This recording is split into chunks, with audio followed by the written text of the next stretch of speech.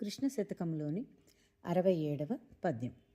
పరుసము సోకిన ఇనుమును పరుసగా బంగారమైన వడుపున జిహ్వన్ హరినీ నామము సోకిన సురవందిత నేను నటుల సులభుడ కృష్ణ.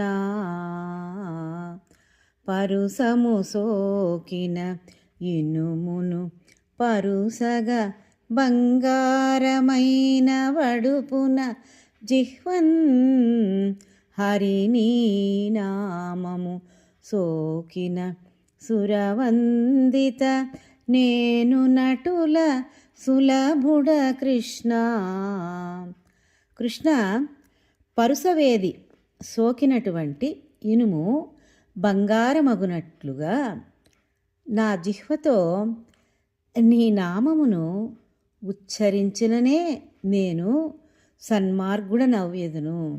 సురవందిత, దేవతల చేత పొగడబడినవాడ, నేను కూడా పరుసవేది సోకిన ఇనుము బంగారంగా మారినట్లుగా మందుడుగా ఉంటే కూడా నేను మంచివాడుగా మారుతాను అంటూ ఉన్నారు. ఈ పరుసవేది అనేది ఇనుమును బంగారంగా మార్చే నమ్మే ప్రాచీనమైనటువంటి రహస్య విద్య లేదా రసవాద ప్రక్రియ అంటారు. అలాగే ఆధ్యాత్మిక కోణంలో చూస్తే మనిషిని ఉన్నత స్థితికి తీసుకువెళ్ళేటువంటి ఆధ్యాత్మిక ప్రక్రియ అని కూడా అంటూ ఉంటారు. మనిషిలో ఉండే లోపాలను తొలగించి పరిపూర్ణంగా మార్చే తాత్విక ఆధ్యాత్మికమైనటువంటి మార్గంగా చెప్తూ ఉంటారు.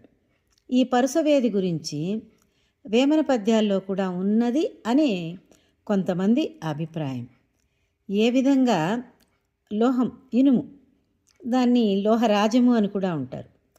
ఇనుము పనికిరాదు, తురుపు పడుతుంది అని ఎక్కడంటే అక్కడ వేస్తూ ఉంటారు, కానీ ఉపయోగకరమైందే. కానీ దాన్ని బంగారంగా మార్చే గుణంలాగా హరినామము కూడా మనిషిలోని లోపాలను తొలగించి పరిపూర్ణ మానవుడిగా చేరుస్తుంది అని కవిగారి భావన.